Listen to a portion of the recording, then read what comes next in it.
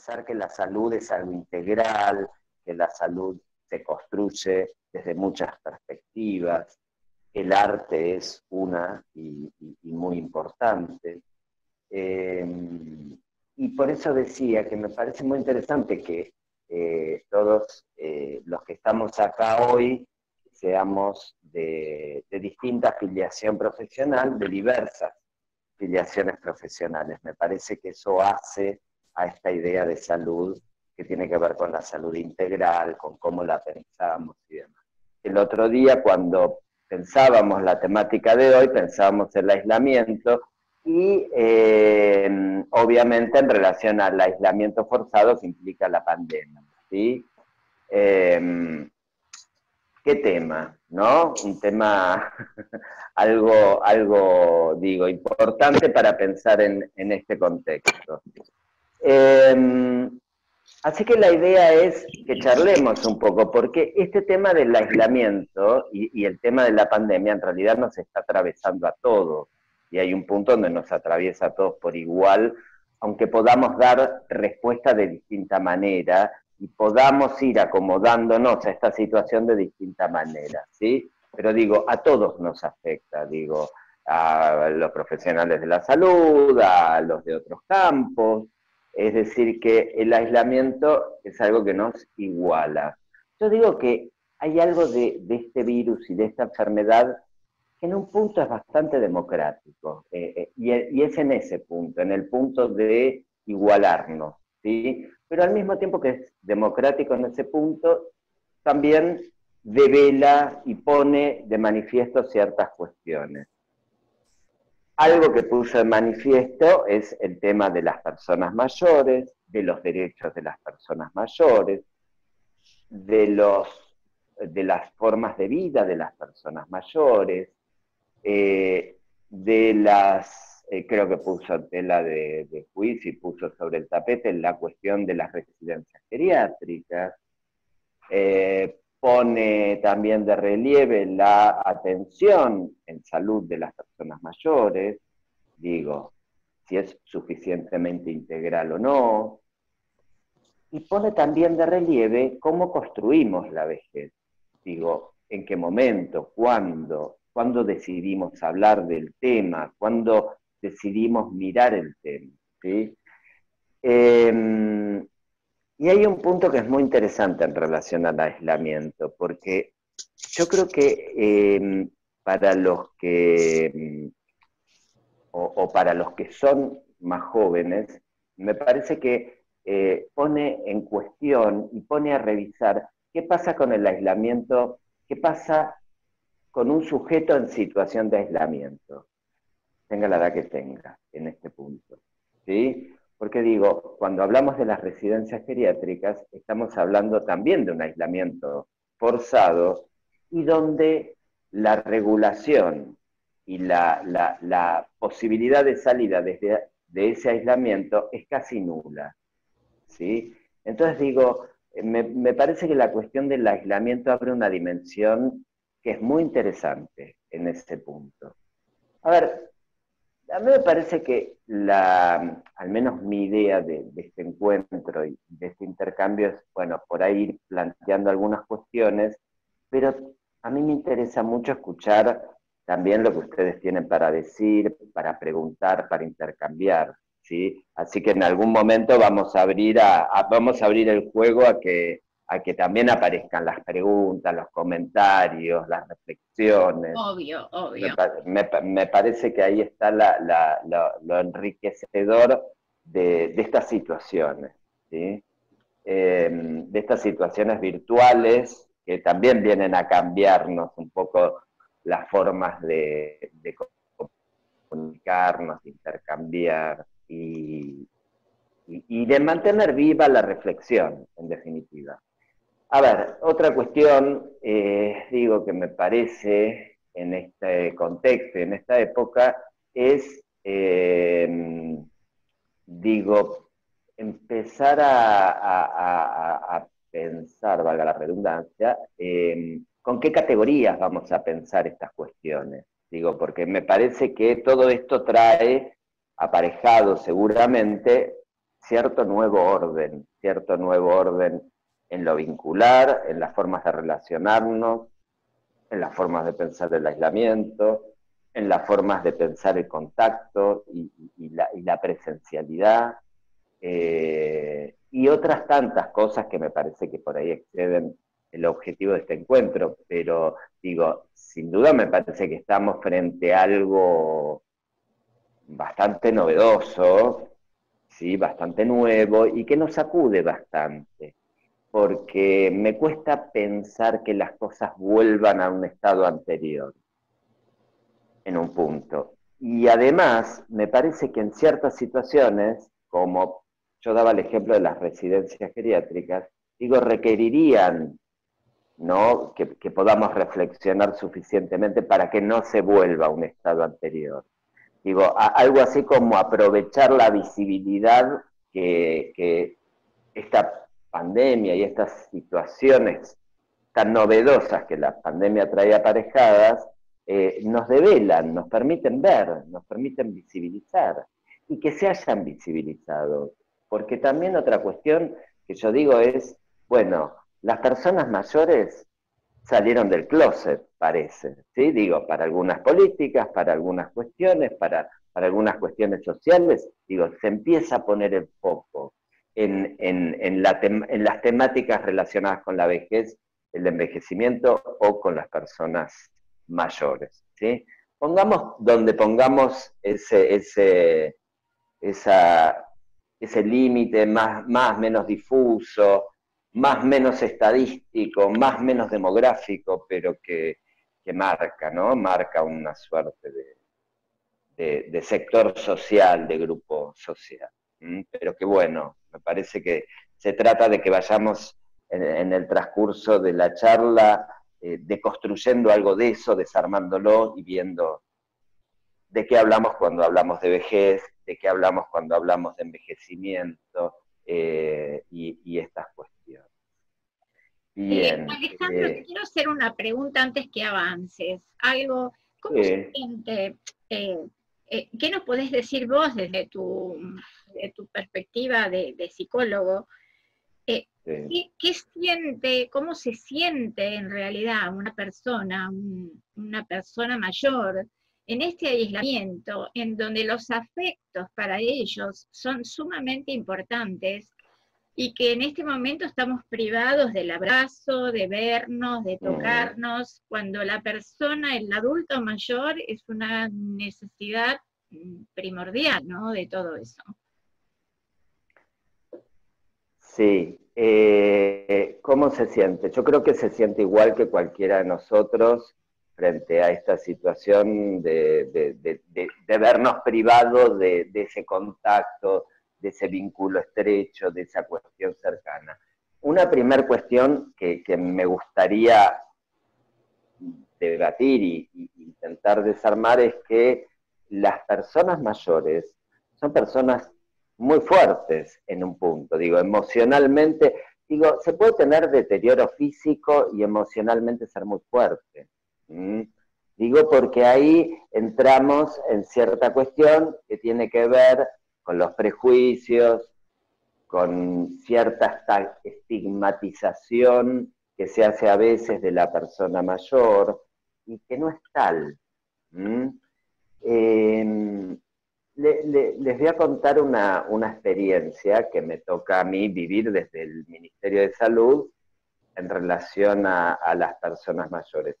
A nosotros nos convocan para intervenir en una suerte de programa, si se quiere, programa de emergencia, que implica trabajar en el resguardo de personas mayores que viven en villas de la ciudad de Buenos Aires. Bueno, empezamos con este proyecto, bueno, un proyecto que nos permitió aprender un montón de cosas, ¿sí?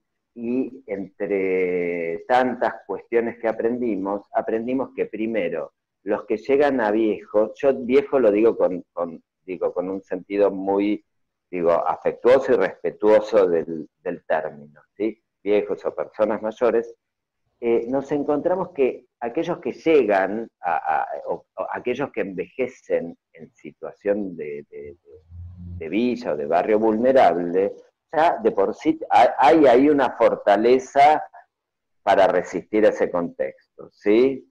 Con lo cual, sí, algunos se infectaron, algunos se los internó y ya salieron, quiero decir, se curaron, ¿sí? Eso habla de la fortaleza que esas personas tienen para sobrevivir a eso y a otras tantas cosas que tienen que ver con sus condiciones de vida cotidiana. Así que digo, ahí me parece que hay que revisar un poco cómo miramos a las personas mayores, ¿sí? Digo, en principio, no suponer que son, que la vulnerabilidad está dada necesariamente por la edad, a veces está dada por alguna condición física, biológica, pero no por la edad en sí misma. Eso por un lado. Y por otro lado, pensar que pueden ser personas con gran capacidad de resiliencia, ¿sí? De afrontar situaciones adversas, acomodarse, aprender a comunicarse de otra manera, aprender a usar la tecnología, aquellos que la tienen a mano, que la tienen disponible, y una cuestión fundamental, a entender que existe mucha heterogeneidad dentro del grupo de personas mayores, ¿sí? Tanta heterogeneidad como existe a los 40 años, a los 50, a los 30 años, a los 20, y diría que más heterogeneidad todavía. Y eso tiene que ver con los proyectos. Grupos de gente joven. Perdón, sí, ibas a decir algo. Eso tiene que ver con los proyectos de vida que cada uno hace también. Sí, yo creo que tiene que ver con los proyectos de vida que cada uno hace y tiene que ver con que hay cosas que uno las aprende necesariamente con el tiempo. Hay cosas que se aprenden con el tiempo. Sí. El otro día, intercambiando con una alumna, yo doy clases también en La Matanza, como recién contaba, pero en otra carrera. Y ella decía, bueno, y hablábamos de un tema que tenía que ver con el tema de la clase, decía, bueno, pero esto que pasa, bla, bla. Le digo, ¿sabes qué pasa? Que hay cosas que se aprenden con la edad y con el tiempo, no hay otra manera. Sí, y hay cosas que se te van a acomodar a vos con el tiempo, con el paso del tiempo, con la experiencia, con el aprendizaje, pero con un aprendizaje que tiene que ver con que el tiempo pase. No porque los jóvenes no sepan ciertas cosas, sí. A ver, yo si necesito saber algo de tecnología, recurro a una persona menor de 30 años y seguro lo resuelve. Digo, hay un saber ahí que tiene que ver con esa generación y que está muy bien, digo. Pero hay otros saberes que también tienen que ver con el paso del tiempo y con la edad, ¿sí? Yo creo que de lo que se trata justamente es de que los puentes estén abiertos, ¿sí? Y que en lugar de construir muros, límites, digamos, distancia entre un grupo etario y otro, o entre determinadas edades y otras, digo, me parece que es más interesante tender puentes, aceptar la heterogeneidad que en cada edad y en cada época de la vida, digo, va apareciendo. Y los proyectos sí, por supuesto, los proyectos siempre, digo, los proyectos, digo, tener proyectos y expectativas de vida, por supuesto que ayuda. Justamente este ejemplo que veíamos antes de la institución asilar, del geriátrico como institución asilar, si hay algo que empieza a desaparecer ahí adentro, es la posibilidad de proyecto. Por eso digo que hay que revisarlo. No sé, ¿se lo puede reemplazar? No, apretando botón verde y se reemplazó ese modo de, ese dispositivo no se cambia de un día para otro, pero podemos sí empezar a reflexionar. Y me parece que el aislamiento y entender desde otras edades lo que produce el aislamiento, me parece que es importante, ¿sí? Para pensar eso que le pasa, que parece que le pasa a otra gente hasta que te llega el día, ¿no? Y te llega el momento y te pasó a vos de golpe. Digo, nos puede pasar le pasa a uno de repente.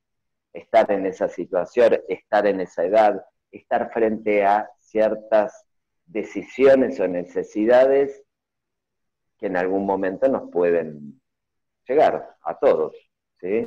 Sí, la inseguridad es una de ellas. La inseguridad me refiero al proceder cada uno. Yo, por ejemplo, hoy les voy a contar una anécdota que tuve. Salí a dar una vuelta a Manzana en el auto para moverlo un poquito, que hacía tanto tiempo que estaba cerrado. Sí. Miraba las esquinas y tenía, digo, ¿viene o va la calle esta? Es como que me sentía rara y insegura, no rara. Por eso te decía antes, ¿cómo se siente una persona mayor? Yo no creo que sea distinto, decías vos, nos sentimos todos ahí, pero mucha inseguridad nos da. Cuando somos más grandes tenemos mucha más inseguridad por la Sí, fortaleza, por la memoria, por una cantidad de cosas que no lo teníamos cuando teníamos 20, 30 o 40 años, ¿no es cierto? seguro. Sí, sí. Ahora, yo siempre pienso en la cuestión dialéctica. ¿En qué sentido? Digo, siempre un sujeto está en un medio y está en un contexto. Entonces, si el contexto es amable, si el contexto te cuida, vos te vas a sentir menos inseguro, Obvio, ¿sí? claro. Entonces, a ver, pasa con, pasa también con la discapacidad, digo, si, bueno, hay alguien que se recibió de arquitecto por ahí, recién contaba que hace poco terminó la carrera de arquitectura, digo, pero si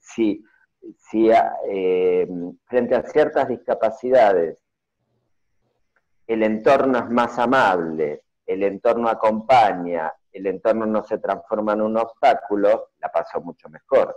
Claro. A ver, esto que se llama anteojos lo usamos todos casi, ¿no? Desde más niños, desde menos niños, en algún momento, algunos nunca, qué suerte que tienen, qué buena vista que tienen. Ahora, si esto estuviera asociado a la discapacidad, mirá cuántos seríamos, ¿no? Pero ¿qué ha pasado? Que esto dejó de ser sinónimo de discapacidad, o es una herramienta que me la puedo poner, facilita, digo, ¿no? Entonces, ¿cuántas cosas me permite seguir haciendo? Me permite seguir leyendo, me permite seguir creando, si pienso en la actividad artística, me permite caminar sin caerme, me permite un montón de cuestiones. Digo, fíjate cómo cuando el entorno se vuelve más amable y esa amabilidad no está estigmatizada, no tiene una etiqueta, cuánto mejor la paso. Si yo cada vez que me pongo esto, alguien me pone acá, sos un discapacitado, digo, me voy a sentir un poquito más inseguro, como decís vos, o un poquito más incómodo, ¿sí? Digo, que eso no ocurra hace que uno vaya como con más comodidad transitando y transcurriendo, ¿no? Claro. Pero bueno, a ver, yo digamos, mi actividad en el ministerio, allá hace 20 años o un poquito más, comenzó en el área de prevención y promoción, en lo que denominamos atención primaria de la salud. Y al principio era una pregunta que nos hacíamos, ¿qué prevención vamos a hacer en relación a la vejez y al envejecimiento? ¿Qué margen nos queda para hacer prevención y promoción? Y resulta que, digo, y ahí empecé a construir, y bueno, con un grupo de profesionales con los que trabajamos en equipo y en grupo, digo, esta pregunta estuvo, y por eso yo fui construyendo muy fuertemente esta idea de que las preguntas acerca de la vejez y el envejecimiento tienen que aparecer antes, tienen que aparecer en lo posible a lo largo del curso de la vida. Digo, y ahí aparece esta dimensión, ¿no? De que sea un tema del curso de la vida, para lo cual hay que sacarle la carga negativa a la palabra vejez, a la palabra envejecimiento. Hay que desdramatizarla, digo, para que se entienda.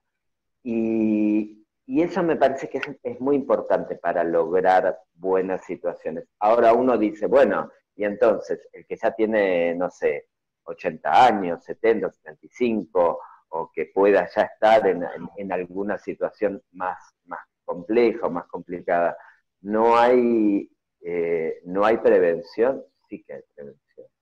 Yo trabajo con la idea de rehabilitación, de cura. Digo, una persona mayor puede curarse, puede rehabilitarse, puede aprender y puede en ese aprendizaje encontrar el máximo de sus posibilidades y de sus capacidades. ¿Sí? Ahora, para que eso ocurra, el entorno también tiene que acompañar. El entorno tiene que acompañar, el entorno tiene que correr las barreras, el entorno tiene que colaborar, ¿sí? En esa cuestión. En este sentido, yo tenía una pregunta para hacerles. Es una pregunta que para mí es disparadora y abre a la posibilidad de pensar esta temática, y es si ustedes imaginaron en algún momento, primero, si imaginaron su vejez, pudieron pensarse en esa etapa de la vida, ¿qué pasa con esto? ¿Ocurrió en algún momento? ¿Cómo se acercaron al tema? Si es que se acercaron, porque uno puede no acercarse también. No sé si alguien quiere contestar. A ver, contestar lo que pregunta Alejandro, no quiero yo quitarles tiempo. Si alguien se anima, abra el micrófono, levante la manito y arranque.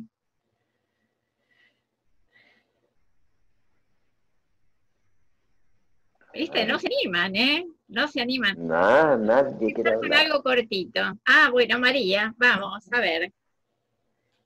No, yo no sé si me imaginé mi propia vejez. Yo trabajo mucho con adultos mayores y hablamos sobre muchos temas que tienen que ver con la vejez, hablamos sobre la muerte, hablamos sobre las limitaciones físicas que esto va trayendo, las pérdidas, los duelos que se van produciendo, y creo algo, Ale, que por ejemplo que yo recojo en este último tiempo.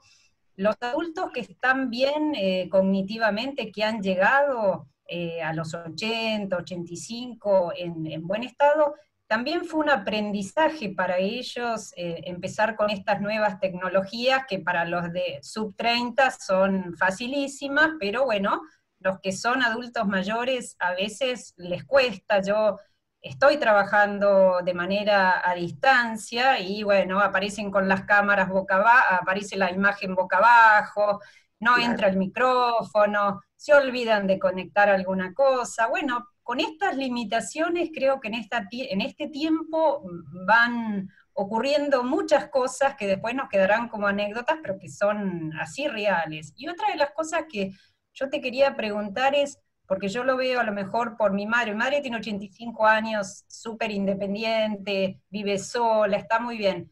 Pero ahora, con esto del aislamiento, ella dijo, estoy muy dependiente, dependo, ella salía, se hacía sus pagos, sus cosas, no maneja bien la computadora, ahora nosotros le hacemos las transferencias, y era una cosa que ella notaba esto, ¿no? Cómo te volvés en cierta medida por esta falta de conocimiento. No sé si vos tenés ideas, si este reclamo de la dependencia o no aparece a lo mejor en los adultos que vos atendés. Sí, claro.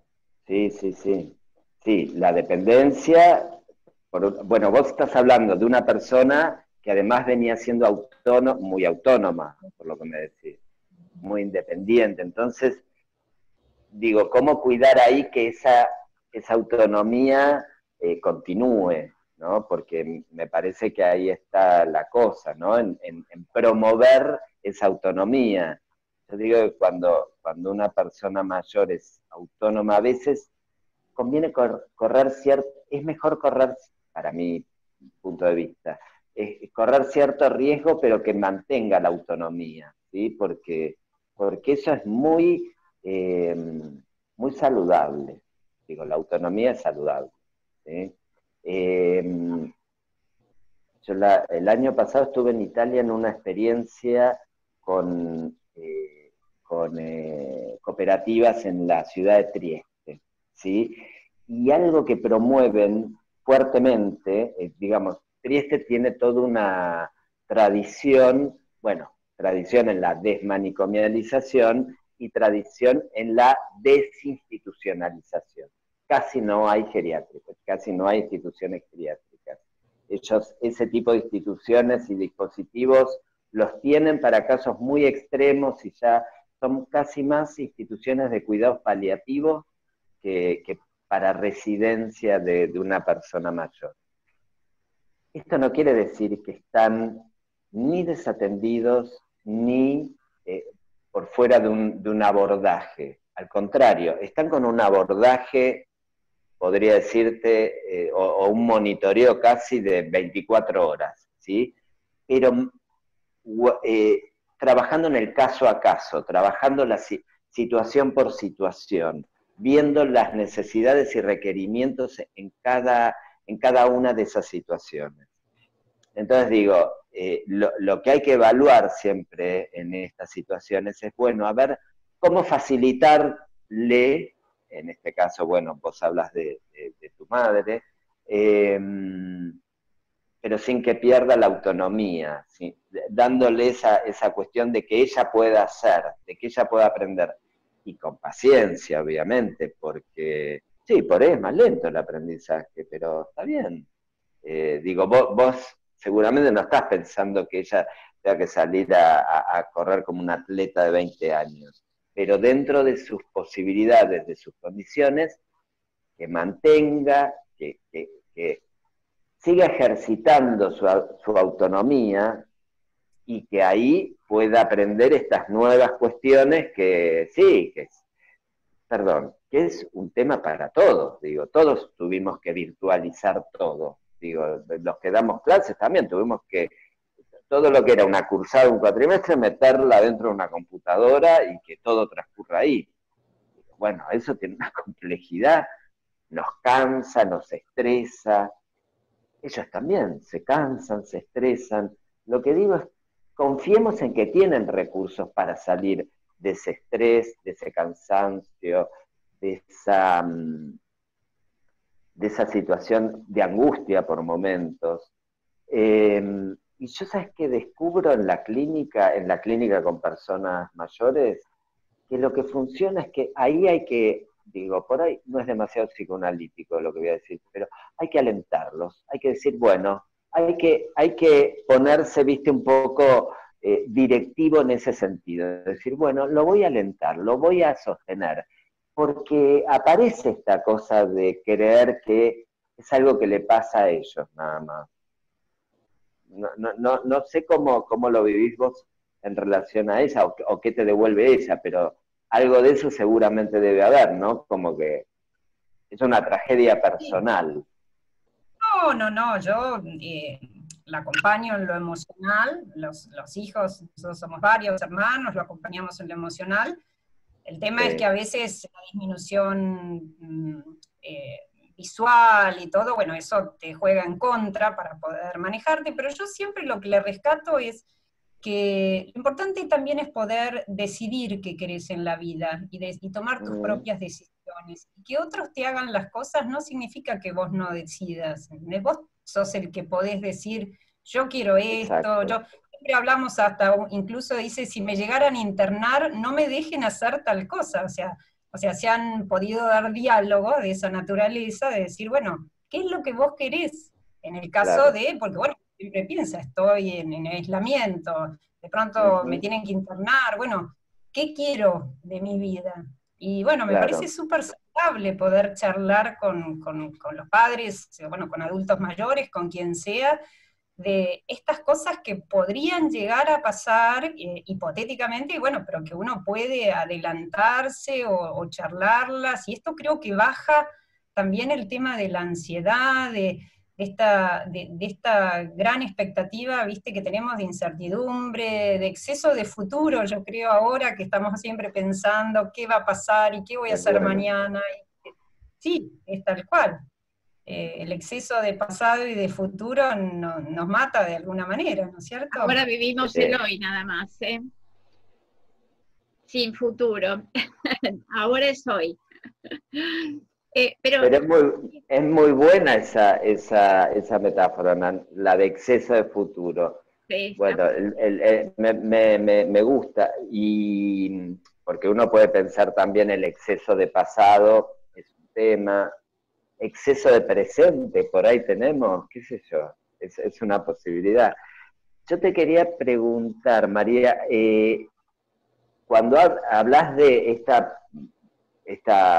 esto que barajan con tu mamá de, bueno, si me llegan a internar, ¿están pensando en internación que por el tema de la pandemia, por el COVID, o...?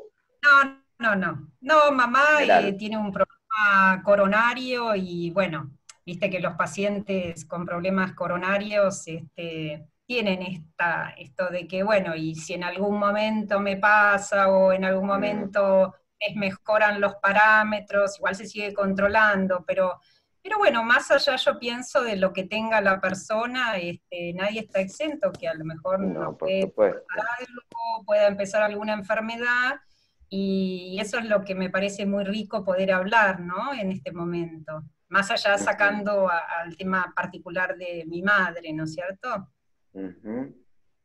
Sí, sí, porque esto que vos decís me parece que tiene que ver con la posibilidad de blanquear los temas, de hablarlos, de abrir el diálogo, y eso derriba, ¿no? Derriba mitos, derriba prejuicios, y uno tiene las cosas más claras. Y además, si uno llega a esa situación, que nos puede pasar a cualquiera, digo, que necesitamos ser internados por algo, eso puede pasar a cualquier edad.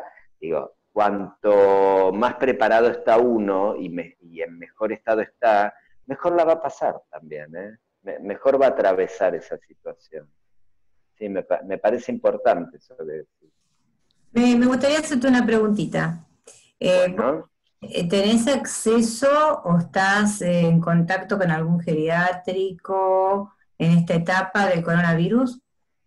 En esta etapa no, pero bueno, conozco gente que trabaja en geriátricos, sí, digamos.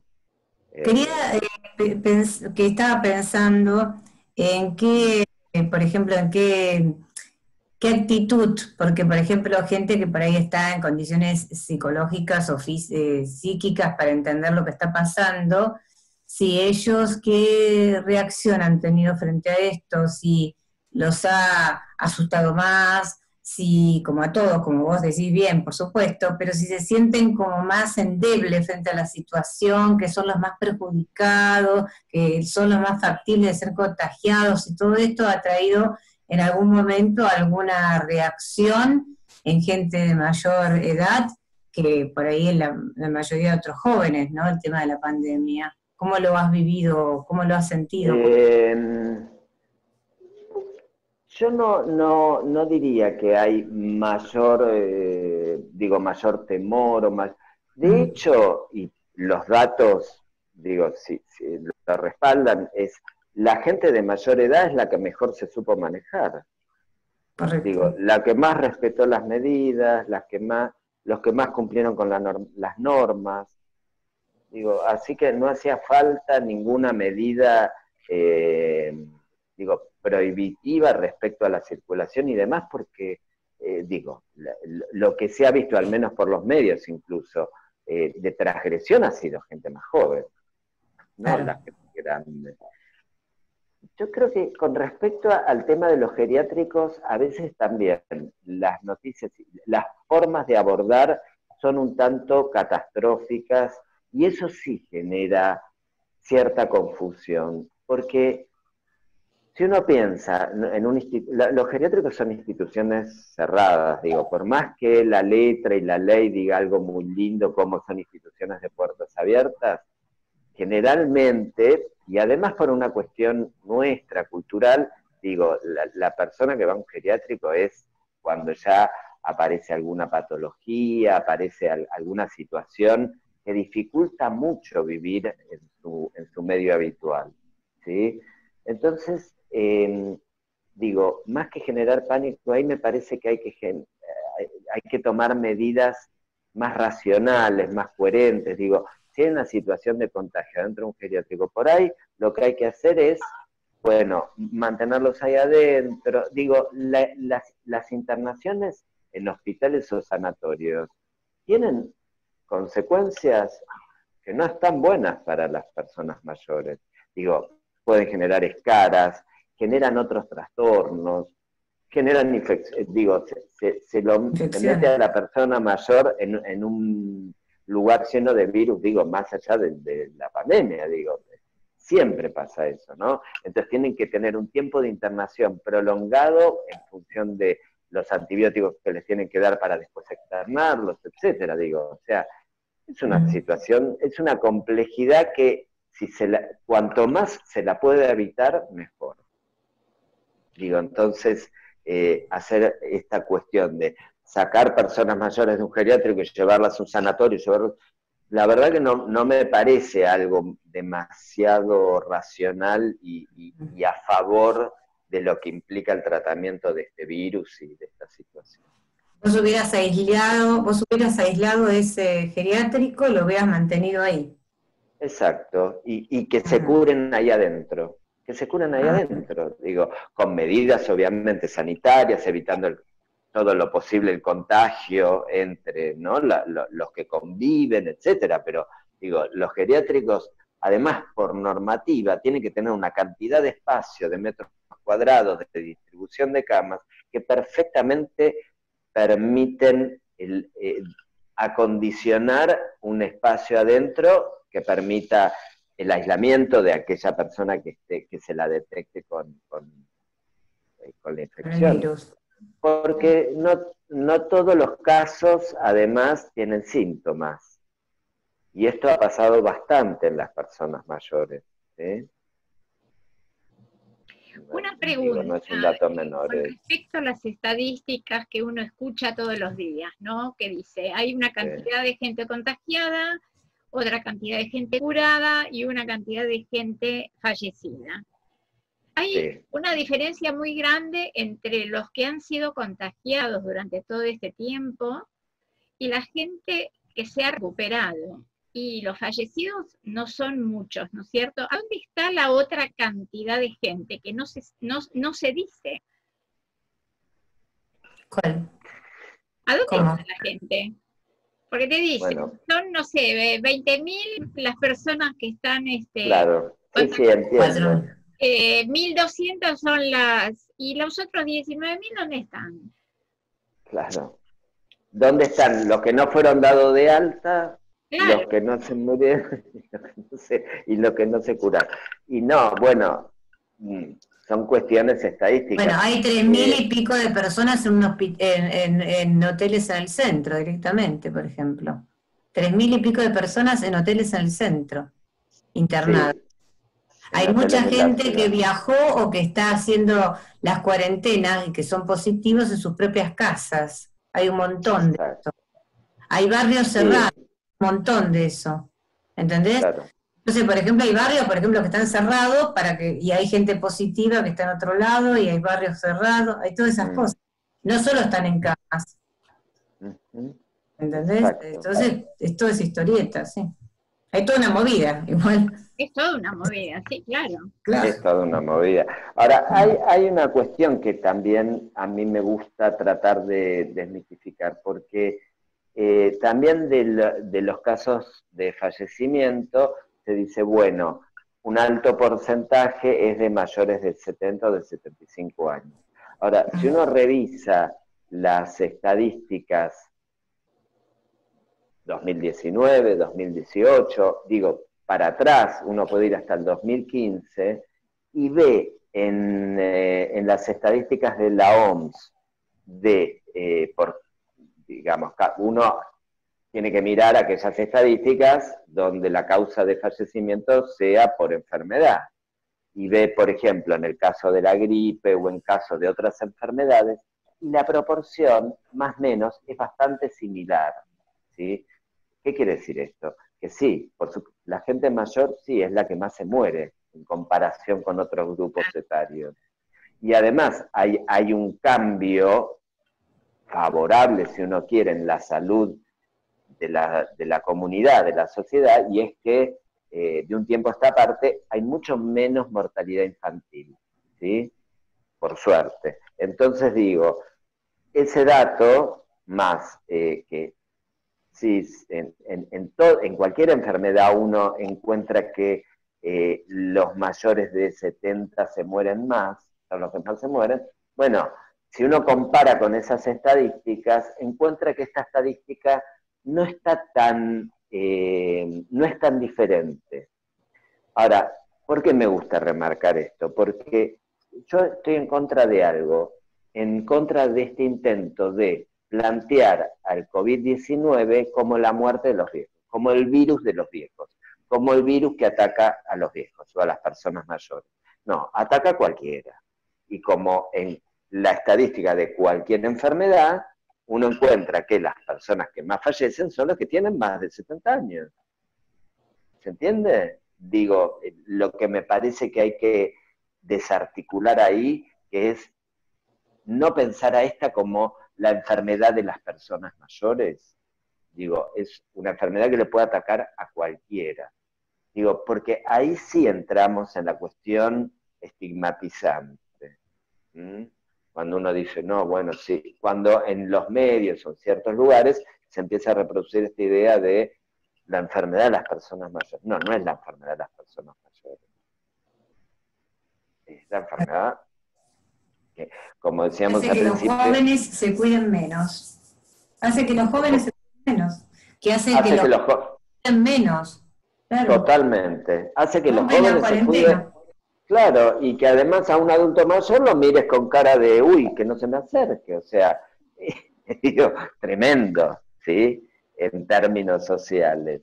Pero bueno, eso hay que desenmarañarlo un poco, porque circula una información que es bastante confusa, que después se puede desmentir, pero como siempre las desmentidas salen chiquitas. Claro. Ya lo otro ya se instaló, entonces me parece que hay que evitar en la medida de lo posible que se instale esa idea. Bueno. No sé si alguien más quiere comentar algo. En realidad la pregunta que vos hiciste hace un rato nadie se animó a responderla, ¿no? Ah, bueno. No es una pregunta fácil, ¿eh? A ver, Guille, ¿qué pensás vos para tu vejez? Tal cual. Yo el otro día estaba hablando de esto con mi señora madre, que, bueno, rápidamente me quedó una abuela que tiene 92 años, que está postrada hace 8 años, que no conoce, no come sola, no se autoconoce, creeríamos, ¿no? Entonces, viendo cómo fueron transitando mis 4 abuelos, su tercera edad, a mí me hace pensar muchísimo, y soy de ponerme a pensar. A mí me dicen, ¿qué haces 3 horas en el balcón mirando el horizonte? Bueno, este tipo de cosas, ¿no? Entonces, yo, por ejemplo, vi que mis abuelos paternos se quedaron con mi tía, y mi tía dedicó su vida a cuidar a mis abuelos, ¿no? Y hoy que no están, se le hace muy difícil a mi tía conseguir un camino propio, porque realmente dedicó toda su vida a cuidar de ellos, ¿no? Después veo del lado materno, la veo a mi madre que está hace 8 años en la casa de mi abuela, también haciendo de enfermera, de cuidadora. Entonces me hace pensar, ¿no? Y el otro día estaba hablando con mi vieja y le digo, escúchame, vos que decís que, porque ella siempre dice, cuando yo sea vieja ustedes me van a meter en un geriátrico, es la frase de cabecera de ella. Y le digo, ojalá yo estuviese en un geriátrico, no estaría encerrado, tal vez haciendo que otro dependa de mí. A todo esto, yo como arquitecto tengo que poner mi dato de color, claramente. Ahora hay nuevas construcciones que se llaman cohousing y co-living, que son muy interesantes, ¿no? Que son departamentos enteros, por ejemplo los cohousing, son departamentos con servicios. Hay unos que están ya hace muchos años frente al Hospital Italiano.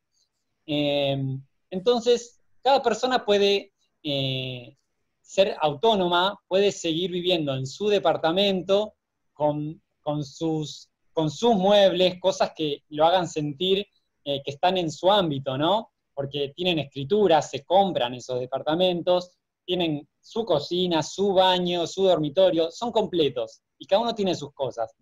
Lo que está bueno es que se le suma un servicio, como que si uno estuviese en un hospital, dependiendo de la necesidad de cada uno, ¿no? Entonces, tal vez una persona mayor puede vivir sola y sabe que a las 5 de la tarde le tocan el timbre y le traen la medicación que necesita.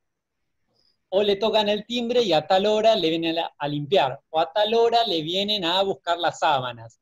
Entonces me parece que son geniales, ¿no? Que hasta ahora no existían ese tipo de lugares donde cada uno pueda tener sus pertenencias y no sentirse que está en otro lugar como de perestado, ¿no?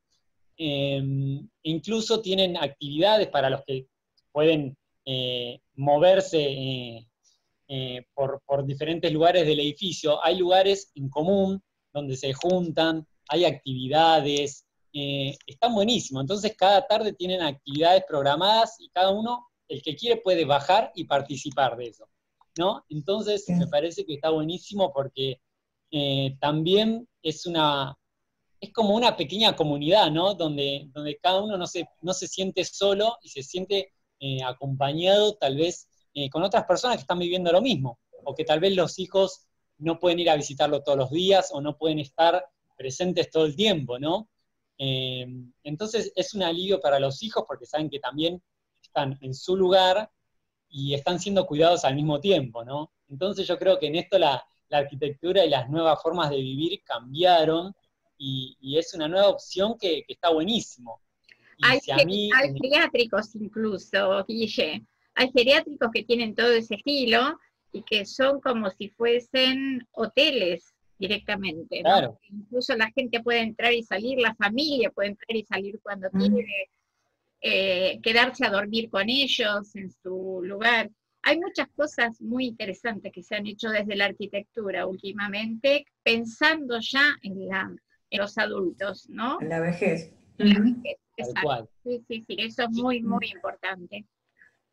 Si yo me pongo a pensar, yo quiero estar ahí, en vez de estar tal vez en otro lugar, o tal vez las casas quedan grandes. Por ejemplo, mi abuela todos los últimos años decía, no, y de acá no me puedo ir porque la casa es grande, y no puede quedar sola la casa, porque la casa la pueden tomar, pueden entrar a robar. Entonces, en esos lugares, uno tiene su departamento y está acompañado al mismo tiempo. Es genial. Hace unos años me regalaron un libro, la arquitecta Alicia Calnecchia, no sé si alguno de ustedes la conoce, es una mujer que trabajaba específicamente con proyectos para la tercera edad, y ella no solamente hacía en el edificio, no, tenía planificado barrios para la tercera edad, con su centro de compras, con su farmacia, muy interesante todo eso, y que bueno, eso sería lo ideal, ¿no? Porque realmente tenés la independencia desde un montón de lugares y la compañía, porque no es solamente el servicio que puedas llegar a necesitar, sino la compañía de la gente que te rodea. Tal cual, exactamente eso. Me parece genial. Bien, bueno, creo que sos bastante joven y bueno, veo que estás pensando y haciéndote preguntas acerca de este tema, ¿no? De esta cuestión.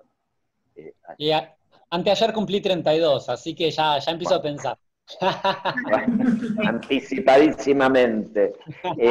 A ver, pero algunas cuestiones que me gustaría reflexionar con ustedes. Una, ¿por qué siempre que uno piensa en la vejez, piensa casi exclusivamente en que tenga servicios de salud?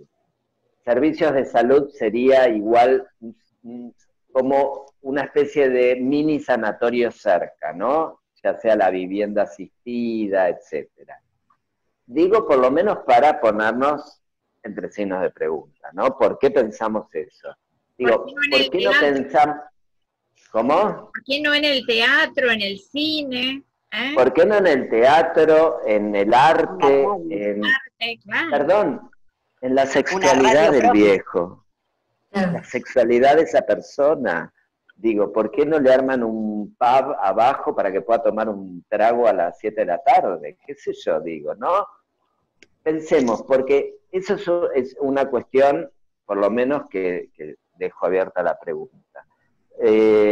Otra cuestión que pensaba, digo, pero, a ver, encontrando que es una modalidad mucho más interesante esa que la de una residencia geriátrica, obvio. Claro que sí. Otra cuestión que pensaba es esto de los hijos se quedan tranquilos. Bueno, se quedan tranquilos. A mí me gustaría saber si la persona mayor, el viejo, se queda tranquilo de esa manera, si le gusta.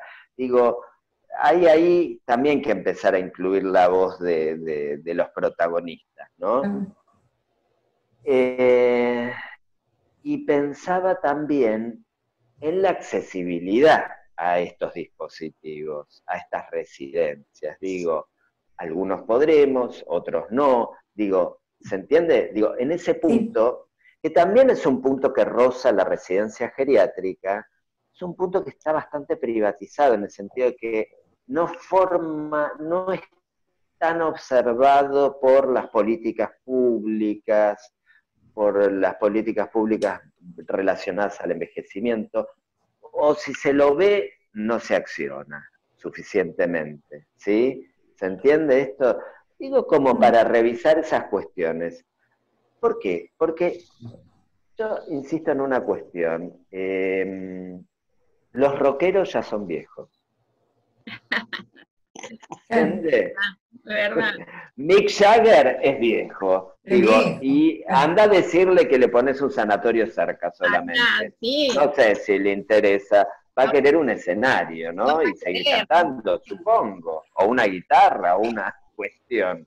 Entonces, digo porque me parece que tenemos que revisar las categorías con las que observamos la realidad, miramos la problemática, y entender que ya llevamos 20% del siglo XXI y muchas cosas todavía se las siguen mirando con ojos del siglo XX y en algunos casos del siglo XIX también.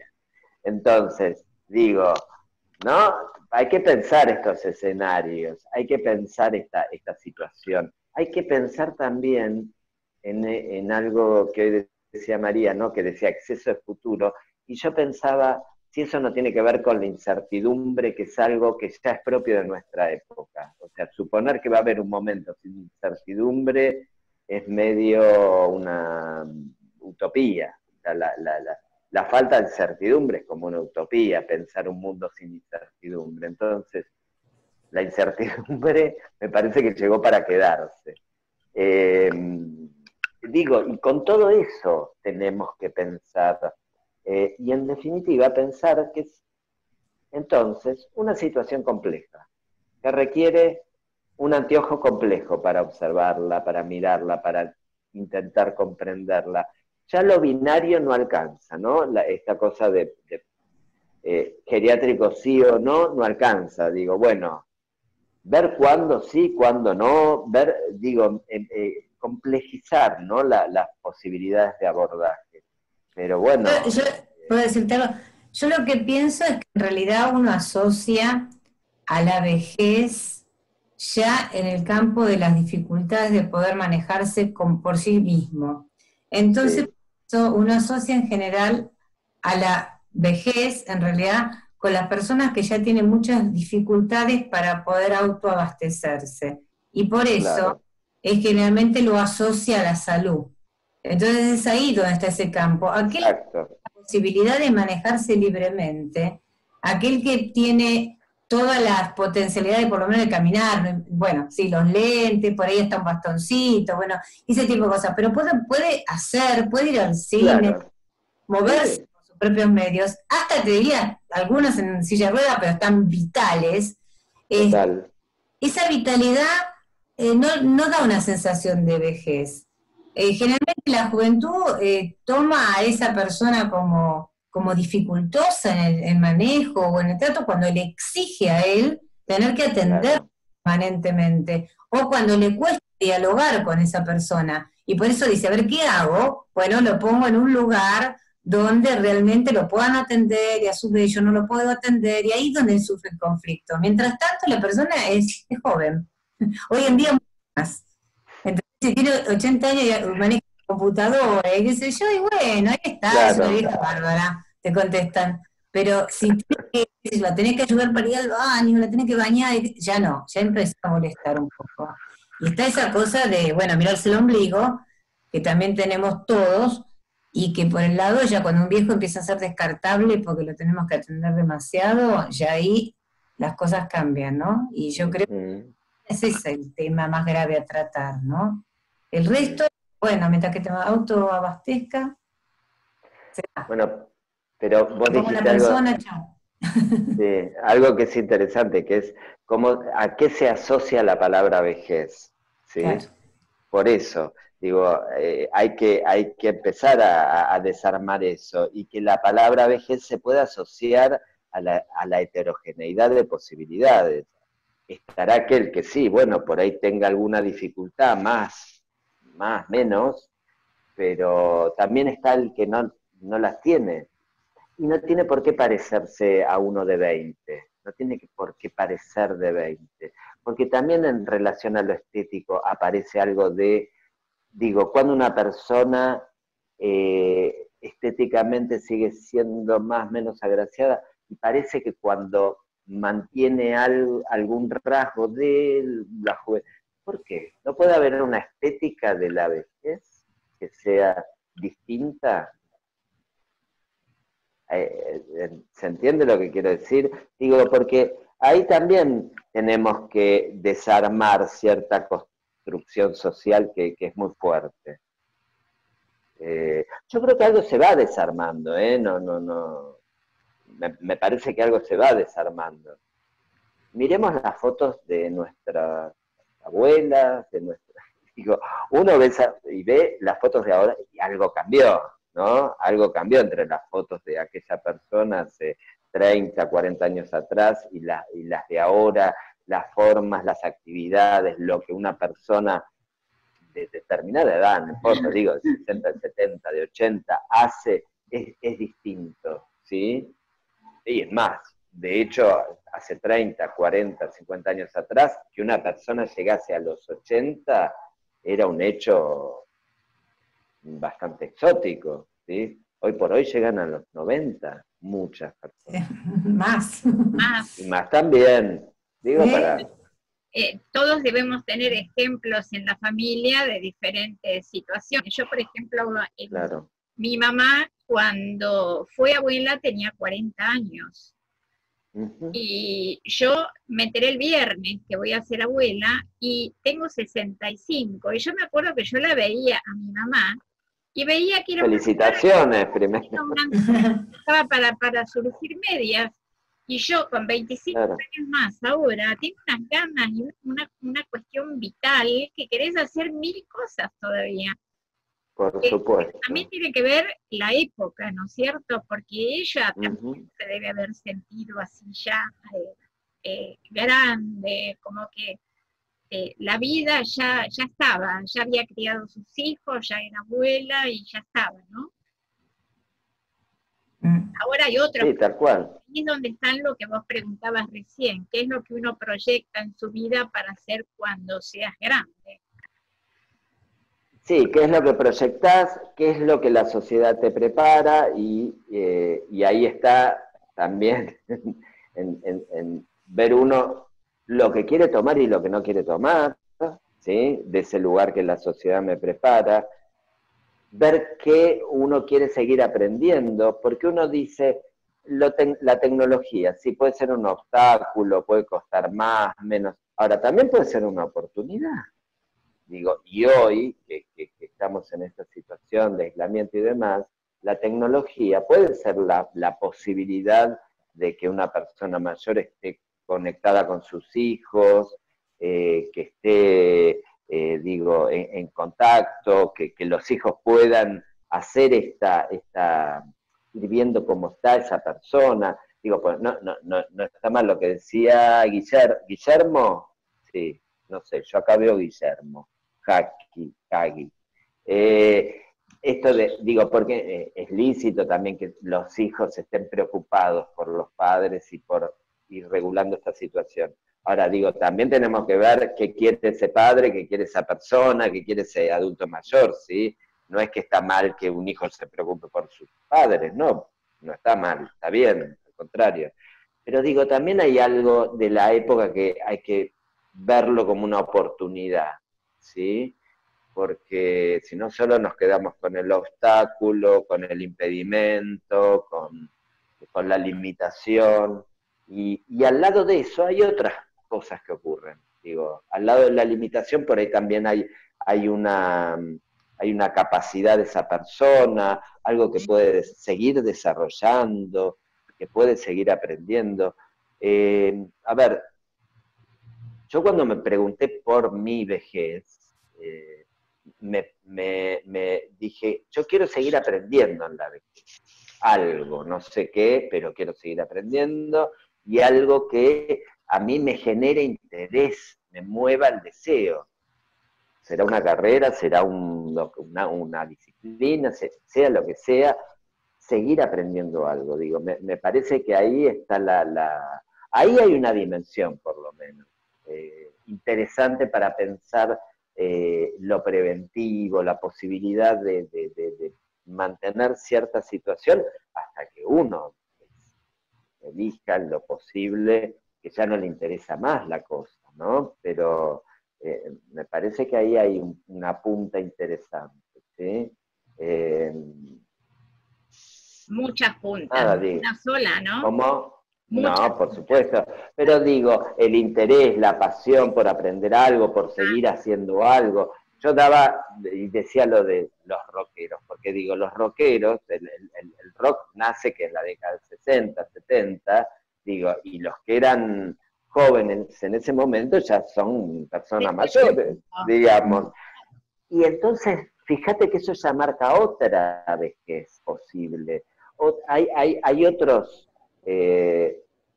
viejos entre nosotros, hay otros intereses, digo. Y yo digo, a esas personas, ¿cuáles? No sé, yo daba el ejemplo de Mick Jagger, digo, le debe costar imaginarse no cantando o no arriba de un escenario. Bueno, qué bien, digo, que lo siga imaginando. Porque también, un poco con esto que decía recién, esperen que yo, bueno, me figura Gustavo Fernández, que no tenés cara de Gustavo Fernández. Lo que decía Patricia, ¿no? De esto de cómo se ve desde otras edades a la persona mayor, al viejo. Pero también pensar que las dificultades están en todas las edades. Digo, cuando nos quieren hacer creer que a los 20 se la pasa fenómeno, no siempre se la pasa fenómeno. Porque digo, son edades donde todavía te falta realizarte profesionalmente, a veces no sabes si te gusta esto, te gusta aquello, tantas cosas, digo, y tantas cosas que angustian, que desestabilizan, y digo, y ahí fíjate cómo la edad viene a resolver. Bueno, a veces resuelve, a veces no, depende de cada uno, pero en algunos casos la edad viene a resolver, ¿sí? El transcurrir, la experiencia, el ir pasando por cosas, el, no sé, terminar una carrera, darte cuenta que te gusta, que no te gusta, en fin, lo que sea, pero digo, hay algo ahí que se va resolviendo, si es la palabra correcta, pero se va transitando con el tiempo, ¿sí? Entonces no todo lo que está ligado a la edad está malo. ¿no? O a crecer o a envejecer, ¿no? Podríamos decir que es tan malo. Yo en un momento, cuando me llegaban los 30 años de docencia, realmente estaba cansada, quería dejar una parte de mi trabajo, pero realmente en ese momento yo me cuestionaba y me decía, en este momento que sé tantas cosas que ojalá hubiera sabido cuando empecé mi carrera docente, pero las sabía 30 años después. Y está bien. Es como que dije, tengo que seguir haciendo cosas, y bueno, y ahí es donde después pude poner toda mi energía en la ONG que estamos trabajando ahora, y que bueno, de alguna manera uno pone la experiencia y la sigue trabajando. Así que creo que un poco es el poder dar vuelta de toda esa situación que decíamos, ya somos grandes, no podemos hacer nada, y es todo al revés, ¿no? ¿Cuántas cosas más podremos hacer? Pero antes de que la hora se nos vuela y se nos va corriendo, y no quiero dejar pasar más tiempo, porque me gustaría escuchar también algún comentario de Maritza. Maritza Barreto es una excelente, eras también licenciada en psicología, Maritza, ¿verdad? A ver ahí. Buenas tardes. Bueno, en primer lugar, muchas gracias por la invitación y por aceptarme, ¿no? Me ha parecido muy interesante, aunque llegué un poquito tarde a la reunión porque tenía otras cosas que hacer.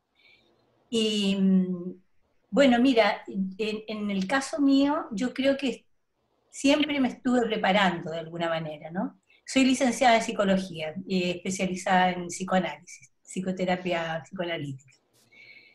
Y como te digo, siempre creo que me estuve preparando, ¿no? De alguna manera.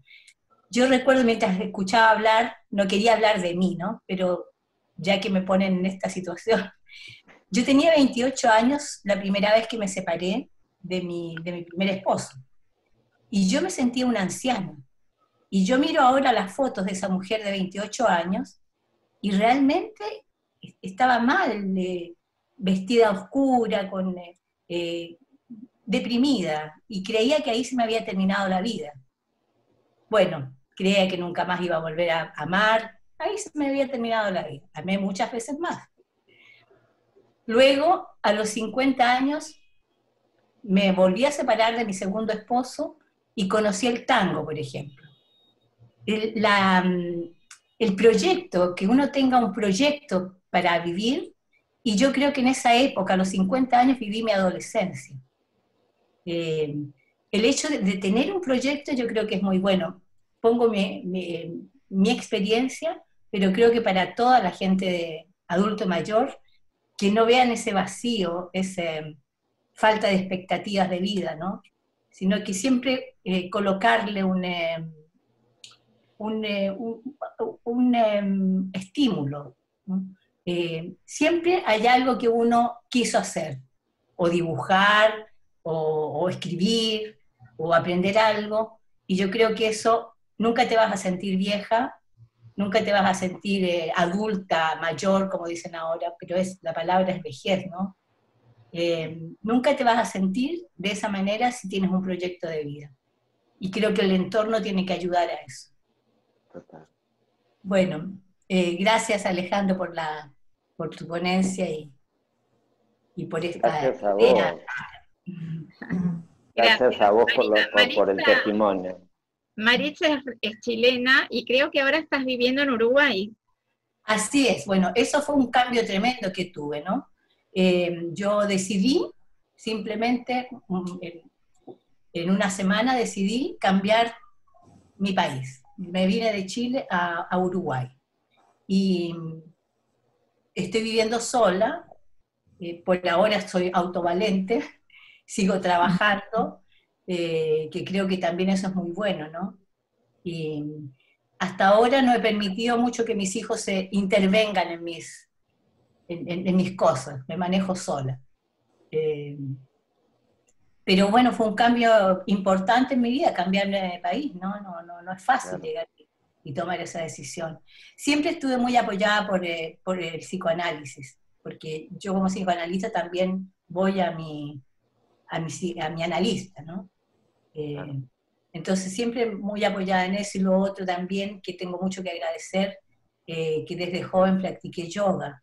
Entonces eso me ha mantenido con el organismo flexible y todavía no he perdido mi facultad. Pero creo que uno se prepara toda la vida para la vejez. Sí, bueno, muy interesante. ¿Tengo tiempo de comentar dos cosas, Nora? ¿Sí? Bueno, una tiene que ver con, bueno, esto como decíamos antes y como fueron comentando todos, ¿no? Cómo uno piensa su vejez. Bueno, yo a los 40 y algo de años dije que tengo ganas, un poco porque está en línea con lo que planteaba Maritza, qué tengo ganas de hacer, qué me queda pendiente. Y dije el tema el tema acrobático. Sí, parece raro, pero es así. Y me empecé a dedicar a la danza aérea.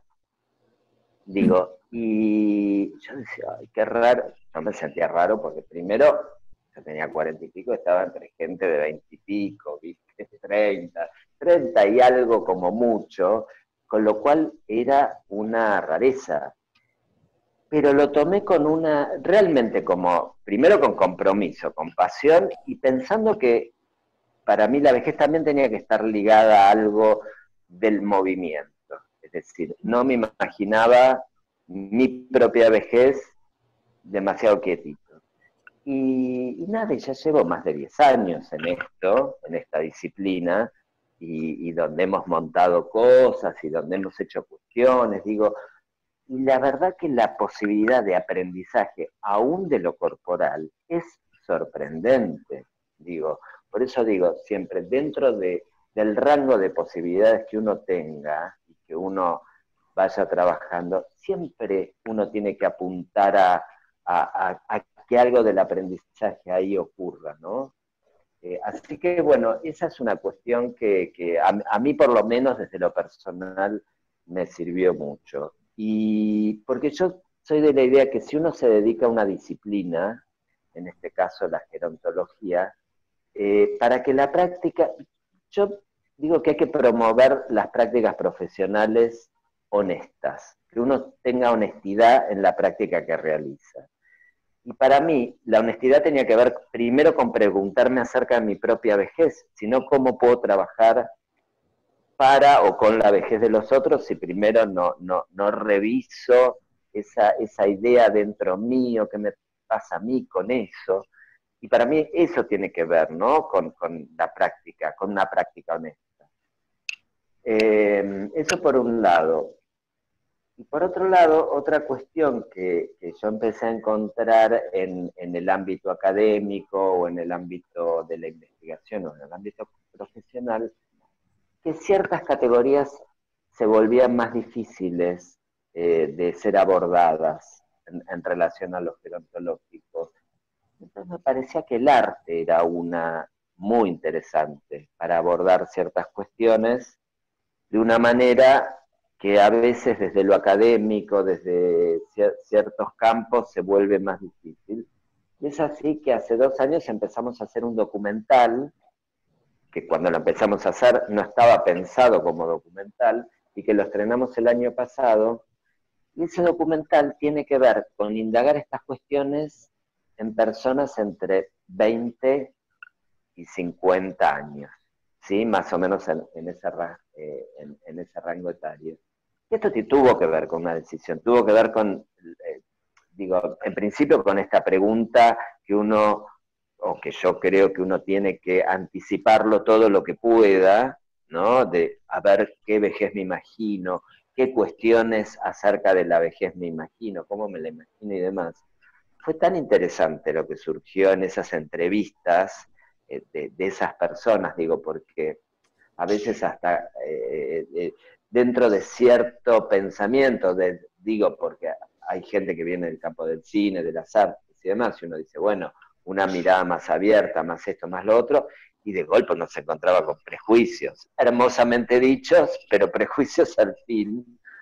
Y digo, qué interesante el arte para entrar en esa dimensión, y qué interesante como un documental, que es algo que está editado, ya llega un momento que está hecho y uno lo larga a rodar, como es un material vivo, digo, porque el arte siempre permite que un material siga vivo, ¿no? Pasa con una pintura, pasa con una fotografía, pasa con el cine, pasa con una obra, pasa con un texto. Digo que a pesar de ser algo que uno realizó en un momento determinado, que fue concebido de una manera determinada, después sigue generando argumentaciones, pensamiento, reflexiones, nada, y ese documental que hoy, digamos, hace relativamente poco lo subimos a YouTube, y nos dijeron que ahora en agosto lo van a subir a Cinear, que es una plataforma de cine argentino. A nosotros nos abrió muchísimo a pensar, digo, a pensar lo que ese material produjo, pero a seguir pensando, porque siguen apareciendo cuestionamientos nuevos, preguntas nuevas, reflexiones diferentes. Nosotros mismos vamos reflexionando distinto sobre algunos temas y algunas cuestiones. Así que bueno, quería compartir esto con ustedes porque me parece que de alguna manera Alejandro, abre. Decí el nombre del video. ¿El documental? Claro, para que lo busquen y lo puedan ver. Sí, se llama Vejeces. Vejeces, así. Vejeces. Así de vejez. De cortito. Sí, Vejeces. Y se llama Vejeces porque justamente apela a esta idea de la subjetividad en la vejez, las grandes posibilidades de construcción de subjetividad en la vejez, y a la diversidad en la vejez, que no hay una sola vejez, hay muchas vejeces. Hay tantas vejeces posibles como sujetos seamos, ¿no? En un momento me habías propuesto de pasar en el momento del encuentro el video. No, sí, antes, no, porque en el momento. Yo prefiero tenerte a vos acá y sí, por supuesto. Después en algún momento los demás pueden verlo por YouTube. Exacto. Cuando quieran. Así que bueno. Sí, lo subimos a un canal que se llama Vejeces Documental y ahí está. Bien. Así que nada, me parece que también hay que empezar a generar, digo, nuevas formas de mirar la vejez, nuevas miradas sobre la vejez, y bueno, y de eso se trata, ¿no? Para desestigmatizar la vejez, para que cierto espíritu adolescente pueda permanecer en la vejez, ¿no? Un poco lo que decía Maritza también, ¿no? Que ella se sintió adolescente a los 50, ¿no? Algo de esto planteaba. Y digo, bueno, sí, porque en realidad tiene que ver con esa sensación de renacer, ¿no? De renacimiento. ¿Y por qué no puede haber un renacimiento a los 50, a los 60, a los 70, y que dure lo que dure? Sí, desde ya. Vos sabés que dure lo que dure. Alejandro, mira, vos sabés que esto que vos decís del arte, yo, bueno, como en la presentación te dije, como arte terapeuta, si yo en un taller de arte terapia que tendríamos que trabajar el tema de cómo imaginarías tu vejez, yo sentiría que la mayoría de las personas que estarían integrando ese grupo relacionarían la vejez con las personas con las que han convivido o aquellas personas que han influenciado mucho en su historia personal. O sea, en general, las personas viven la vejez de acuerdo a cómo fueron rodeadas. O una tía muy chispeante con la cual se identificó, o un padre muy depresivo con el cual se identificó, a través de estos juegos, o no de juegos, perdón, la palabra está equivocada, a través de estos talleres de arte terapia, uno va sacando ese tipo de conclusiones. Creo que si utilizaría eso como un disparador, siento que estaría muy ligado a la historia personal de cada uno de los integrantes del grupo. Lo cual sería muy interesante para realizar porque a través también de las charlas podríamos plantear un poquito más todo ese análisis que vos estás proponiendo, ¿no? Sí, Sería total. muy interesante. Total. Y además porque el arte es una vía de expresión y una vía de salud súper interesante. Digo, el arte, hay un texto muy lindo que escribió un director de cine ruso que se llamaba Tarkovsky, que se llamaba Tarkovsky, que se llama, el texto que él escribió se llamaba Esculpir en el tiempo. Y él pensaba el arte como una forma de esculpir en el tiempo. Y decía algo que es muy interesante, porque digo, también la vejez toca la dimensión del tiempo, en un punto. Y a mí lo que me gusta de ese texto es que él dice que el hecho artístico le permite al sujeto entrar en consonancia con el tiempo. Dice, hay un momento del hecho artístico, de la creación artística, donde el tiempo, la dimensión del tiempo desaparece. ¿No? Desaparece. Y es muy interesante también lo que plantea un coreógrafo, que no me acuerdo ahora el nombre, pero él también, hablando en relación al tiempo, a la creación y a la escena, él dice que tenemos como dos grandes categorías para pensar el tiempo. Una más occidental, que es el tiempo lineal, y dice, y otra más oriental, que está más vigente en Oriente, que es el tiempo vertical.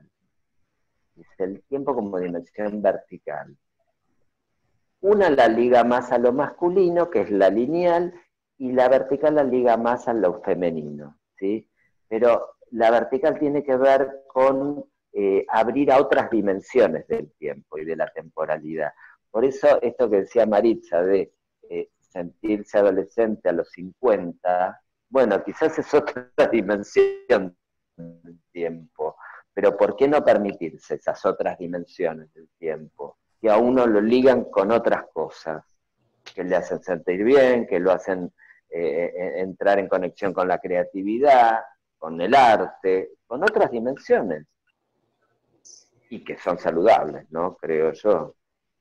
Es que, Alejandro, tenemos que pensar también que el arte es creación, y la creación es pulsión de vida. Absolutamente, ¿no? absolutamente. Sí. Bueno, a ponerse a hacer proyectos todos, ¿eh? Aunque ahora estemos un poco congelados con la cuarentena, tenemos que hacer proyectos. Así que bueno, Alejandro. Y se puede seguir. Estamos, ¿eh? Bueno, vamos cerrando. No, y esto solo para cerrar. Sí. Se puede seguir creando en cuarentena.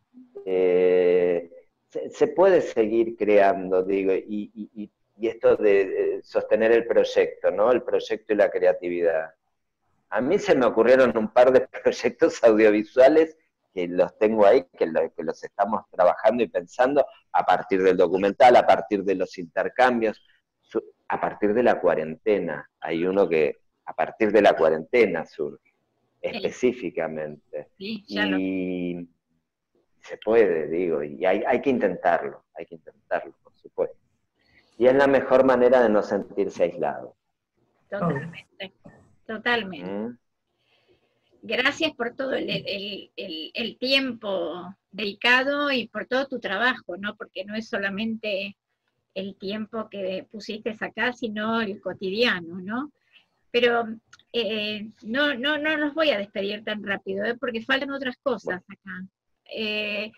Todas las semanas trabajamos, las chicas traen algunas palabras, siempre para hacernos pensar. Y habitualmente, antes de cerrar, leemos un acróstico para poetizar un poco el encuentro, ¿no?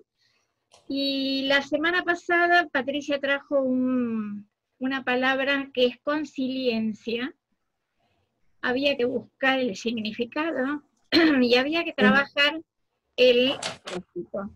Y Jacinta, que es donde dice Asus, Jacinta estuvo buscando y estuvo investigando. Ahí te doy sonido, Jacinta, para que nos cuentes un poquito lo que encontraste sobre consiliencia.